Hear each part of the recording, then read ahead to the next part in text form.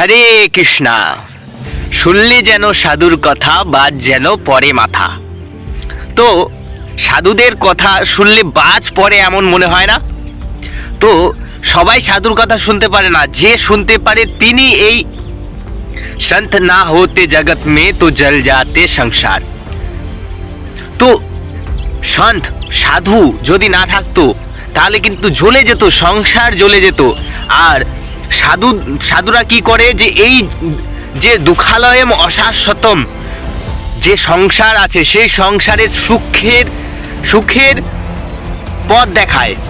সাধুরা সবসময় সুখের পথ দেখায়। সন্ত না হতে জগৎ মে তো জল যাতে সংসার। জ্বলে পুড়ে ছাই আঙ্গারি হয়ে যেত। সবার প্রথমে আমরা আজকে জানবো যে আমরা এই দুঃখালয় সংসার থেকে কিভাবে মুক্ত হতে পারবো। কারণ এই জড়জগতি প্রত্যেক মানুষ দুঃখী। কেউ ধন দুঃখী, কেউ তন দুঃখী, কেউ মন দুঃখী, কেউ শরীরের মধ্যে প্রবলেম, কারো না কিছু প্রবলেম আছেই। তো এখান থেকে তো উদ্ধার হতে হবে। কারণ এখান থেকে এই জড়জগতে যদি আপনারা থেকে যান তো তবুও আপনার দুঃখী। কারণ জলজা নবলক্ষানি 9 লাখ প্রকারের মানুষ, মানে আমাদেরকে শরীর ধারণ করতে হবে। 84 লাখ শরীর ধারণ করতে হবে। তার মধ্যে 9 লাখ নবলক্ষানি জলজ প্রাণী আমাদেরকে শরীর ধারণ করতে হবে।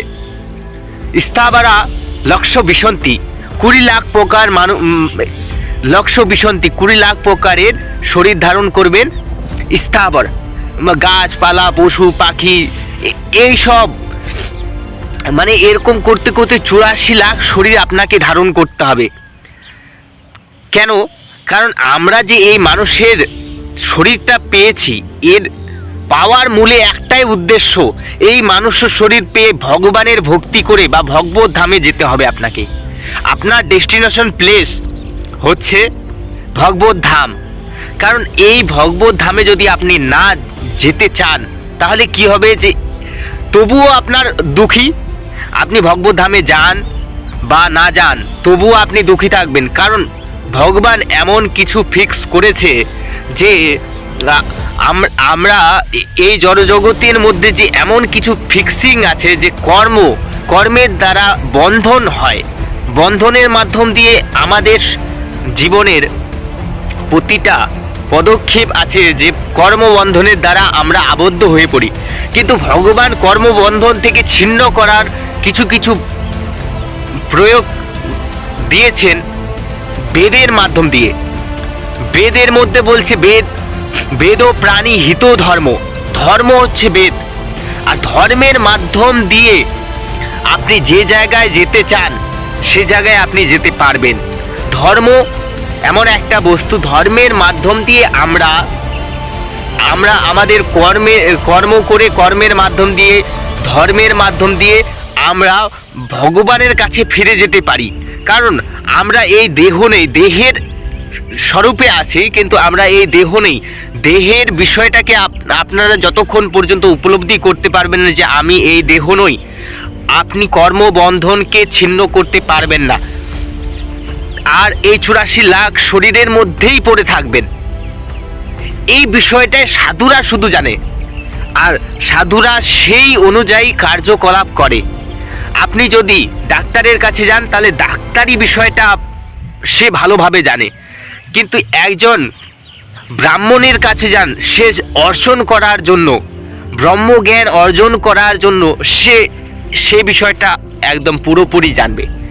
আর একজন ভক্তের কাছে গেলে ভগবানের বিষয়টা সে পুরোপুরি জানবে। আর ভক্ত ভগবানের সঙ্গে যে মিলিত সংলাপ আছে, সেই জিনিসগুলো ভাগবতমের মধ্যে আছে। এবং ভাগবতমের মধ্যে ভগবান বলছে যে এই জড়জগৎ হচ্ছে দুঃখালয়ম। অর্জুনকে তিনি বলছেন যে এই জড়জগৎ দুঃখালয়ম সাগর থেকে সহজে অতিক্রম করা যায় শুধুমাত্র ভগবানের ভক্তি করে।